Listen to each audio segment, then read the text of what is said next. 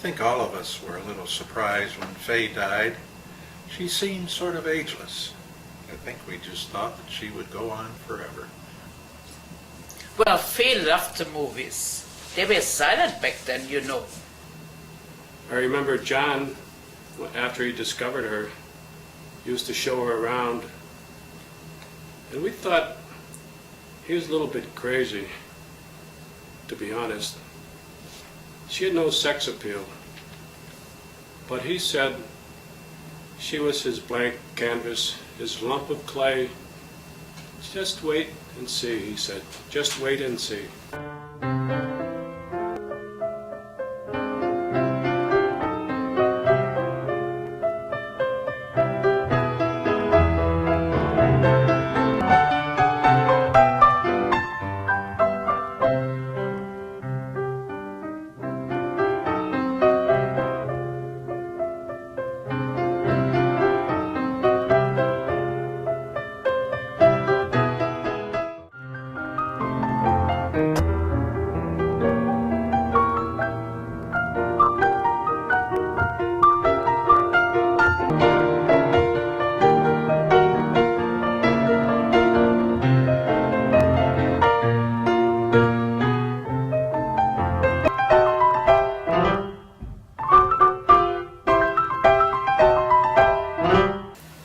And John saw himself as a real Pygmalion or Svengali.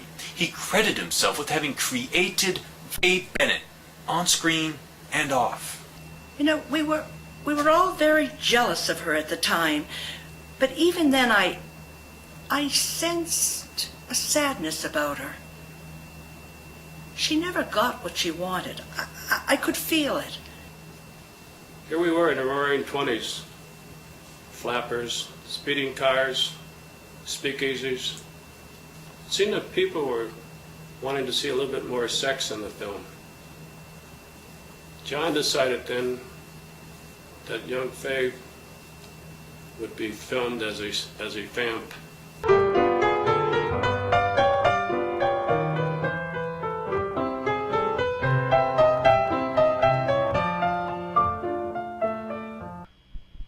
A large gala was out for the gala premiere of Faye Bennett's new vehicle, Devil Vixen. The leading lady looked lovely as always in pink silk on the arm of her lord and master, John Porter. She's nearly 30, but with the radiant glow, she doesn't look a day over 18. And she was glowing tonight, obviously expecting good things from her new movie. The audience, however, was of another mind. 15 minutes in the movie, titters broke out, spreading like wildfire into full force, uproarious laughter. This reporter looked for Faye during the second half of the film, but she was nowhere to be found. She would talk to you about stuff she had done with you, but you had never done it. She dreamed it. She didn't know the difference. Sometimes it was her films.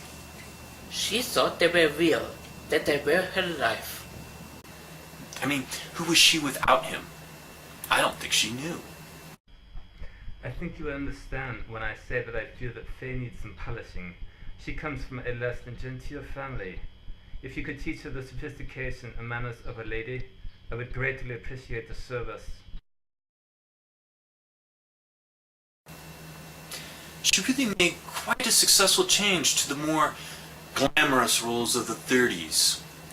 I attribute this almost entirely to the fact that she had very clever people around her, molding her, as it were, into almost a different person. But Faye, you know, she maintained that glow, you know. She got married at the end of films while the rest of us were driving off of cliffs. Although which is worse, I don't know. As America entered the 50s, the country was experiencing an era of unparalleled economic prosperity. We had just everything we needed in abundance, and we wanted the figures of our women to reflect that fact. I think that's what these very large memories reflect. They say as a country, we're doing fine. And they say it in a way that I think everyone can recognize. I think Faye did her duty. The thing about Faye was that she was just such a natural beauty. A natural American beauty.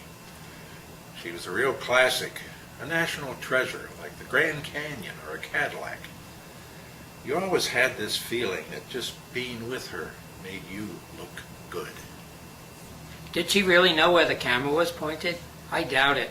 I mean, to look at her face, she was really acting. Not that anyone was looking at her face at that time.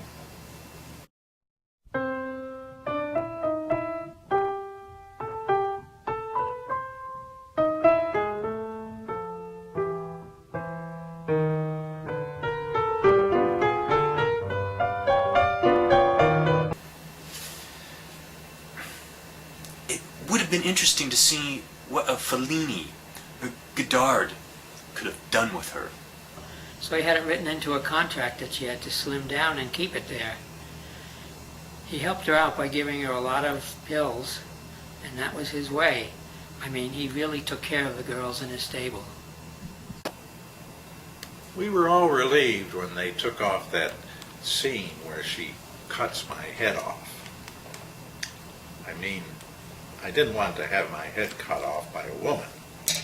That's the sort of thing that can really damage your career.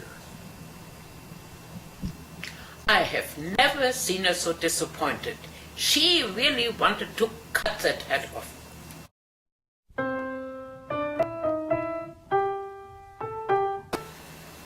Of course, the 60s was a very free time. I think in the spirit of being unencumbered, Faye had the implants removed. Always a whole lot of fun to work on. Just a perfect little face. She was like a chameleon. And Faye could hold any look that you put on her. When we were little, we shared a bed. And if I would get up in the night for a glass of water, she would sit bolt upright in bed, eyes closed, fast asleep, and she would say, "Where are you going?" Get back into bed, very imperiously. When we got older, she moved back with me. It was quite a trip to work, but she didn't want to live where she was recognized. Not that anybody would, unless she wore makeup or what have you. I would come home at 5 o'clock, and she was sleeping. She preferred to be asleep. And she would sit bolt upright in bed, just like that, fast asleep. And she would say, "Where are you going?" "Go back to bed." And I would, at 5 o'clock at night. She was so frail, I was afraid to crush her. But very strong, she held on for dear life.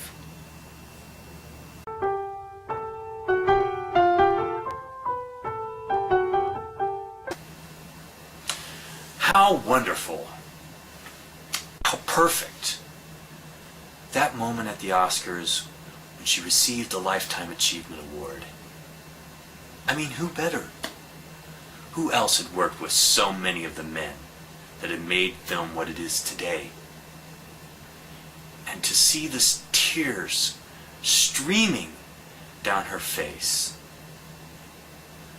doesn't that just say it all?